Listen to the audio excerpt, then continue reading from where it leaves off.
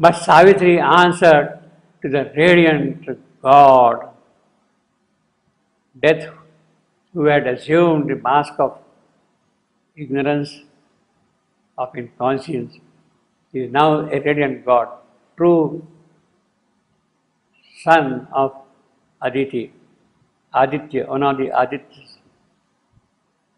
In vain thou tempts with solitary bliss, two spirits saved out of a suffering world. Now, this is very great of Savitri.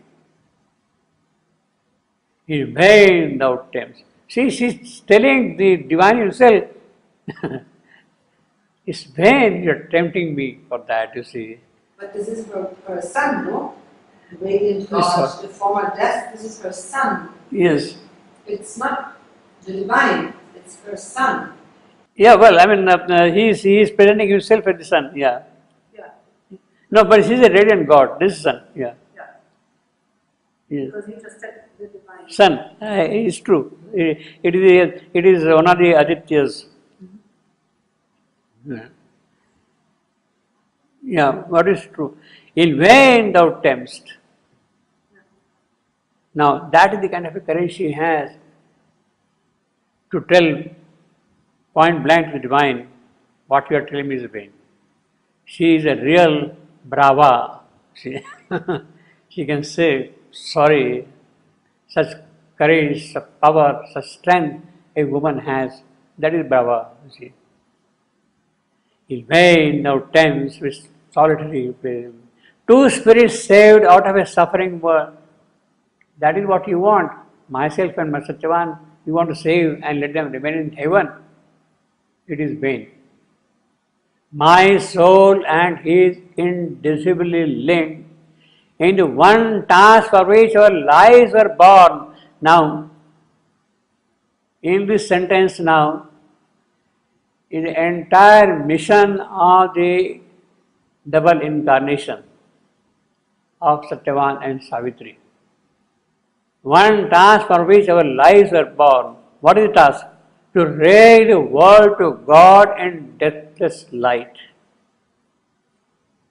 To raise the world to God in deathless light. To bring God down to the world on earth. That is the task.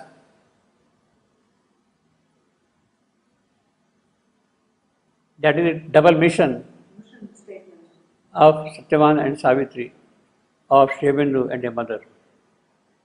Obviously. Now, she is very, very,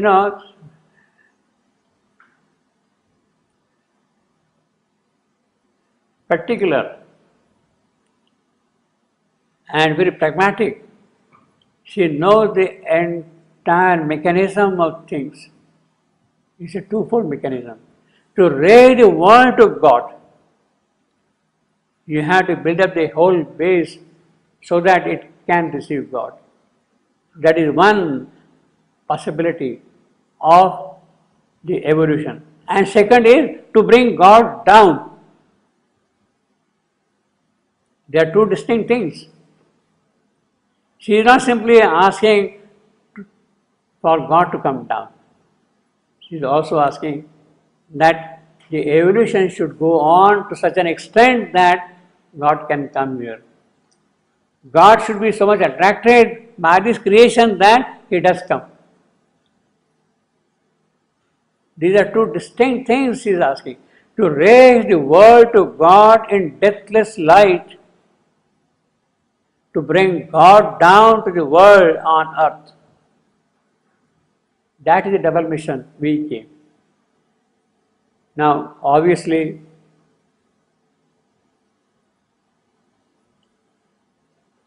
it is not the mission of Savitri alone. It is not Savitri who alone can do it. It is not the mission of Satyavan alone. It is not Satyavan alone who can. We came for this double mission of raising the earth, of bringing God down. We came. That is important.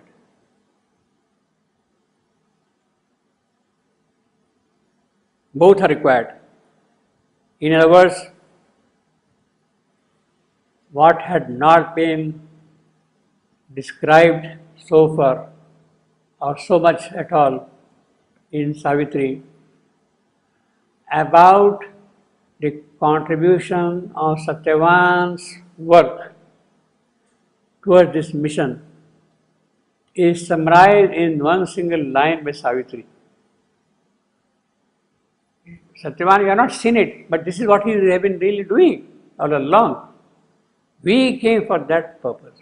Silently, he has been carrying on the evolution forward to raise the world to God in deathless light, to bring God down to the world on earth. In fact, I will say, in these two lines, is the entire biography of Mother and Sri Aurobindo.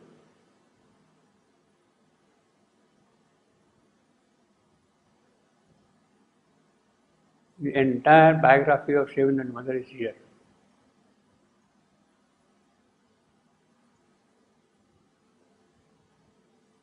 Everything is described here. And the mother said,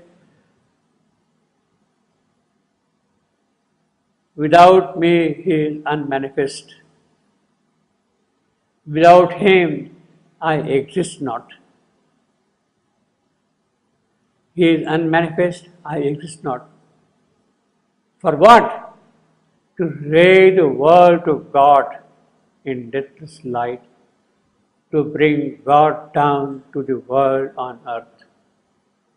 So if you want to write the biography of Mother and Sri Aurobindo, this is enough. You don't have to write thick toes. Yeah. Well, and then for what? To change the earthly life to life divine.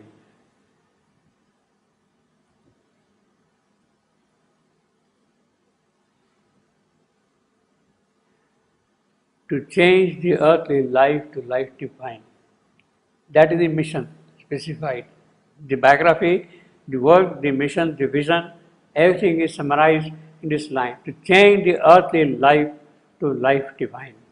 Now again, see the beauty, the logic, the kind of internal coherence, the harmony of the whole structure.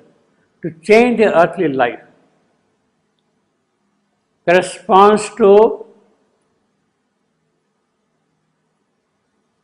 this phrase corresponds to raise the world to God.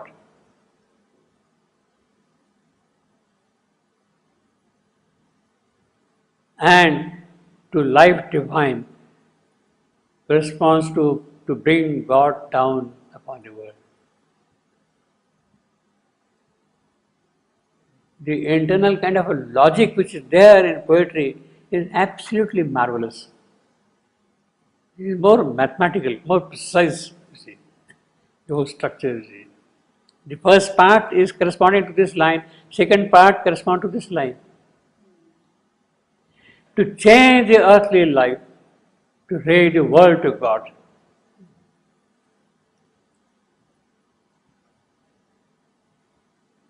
I keep my will to save the world and man. She is asserting that I keep my will, you want me to dissolve, merge, O flame, into the origin. I want to keep my will. For what? To save the world and man. Even the charm of the alluring voice, see, that is the kind of allurement, temptation he was. Oh, blissful goddess, cannot seize and snare me. I am not tempted by you at all, you see. I sacrifice not earth to happier worlds. Now that is the real sacrifice the Divine Mother has made.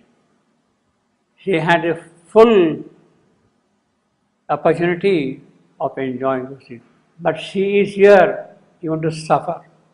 The agony of this creation she is willing to bear, and that is the sacrifice. I sacrifice not earth to happier worlds, because there dwelt the Eternal's vast idea. Why this creation was made? Why this earth is there? What for all this travel? What for the time is working out through eons, something which is intended by time. What for? Because there dwells the Eternal's idea. There is the truth idea, the supramental idea. The real idea is there, up there. And that real idea is working out the process of time. And therefore, at the moment, it is not real, but it is idea. And idea is carrying on. It has to become the real idea. Short. And his dynamic will in men and things, so only could the enormous scene begin. The whole action could start. Whence came this profitless wilderness of stars, this mighty barren wheeling with the sun? What for this whole creation? Galaxies rolling, rolling, rolling, endless creation, all conjuncting there. What for?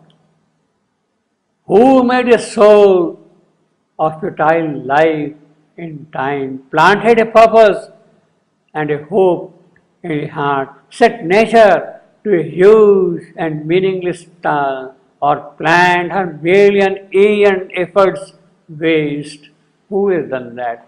Because there is behind it the Eternal's vast idea. Because that Eternal's vast idea is there, therefore all these things are happening.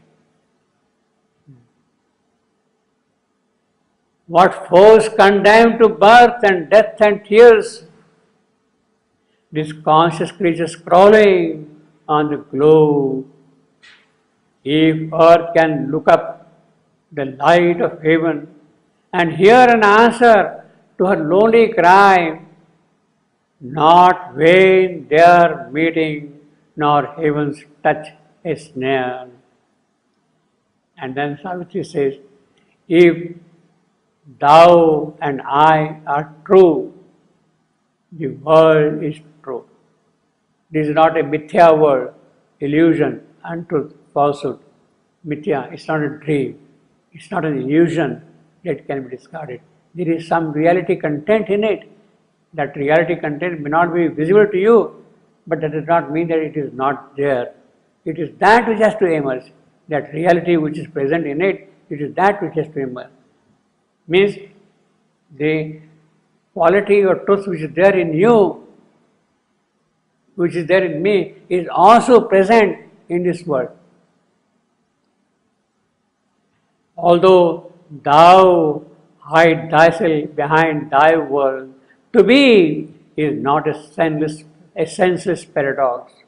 Since God has made earth, earth must make in her God. See, monosyllabic line emphasizing every aspect of, since God has made earth, earth must make in her God. Since God has made earth, earth must make in her God. I am trying to scan the line. Since God, that is Pondy, in fact it is almost as Pondy, has made, I will rather read, has made earth as an Anapist, earth must, third foot, make in, fourth foot, her God, fifth foot. Vertically scanning the vines. What hides within her breast, she must reveal. I claim thee for the world that thou hast made. So I am not really claiming something new. You have made this world, you are hiding yourself, and therefore I am claiming you in this world. If man lives bound by his humanity, if he is tied forever to his pain, let a greater being then arise from man.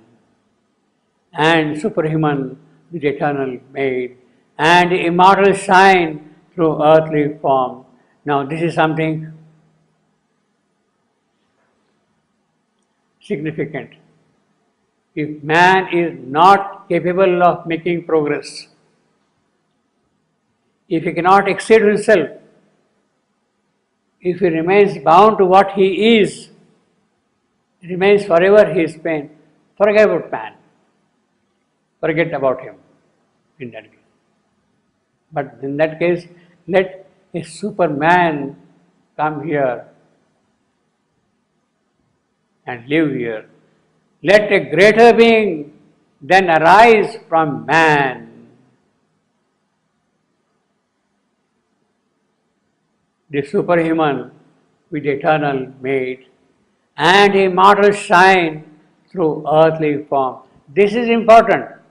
What is absolutely necessary, desirable, which must happen is that the immortal must shine through earthly forms. That is the condition, desirable, desideratum. It must happen. The immortal must shine to the earthly form. Now, if man remains bound to humanity, forget about man. And let Superman come down here and carry on the work.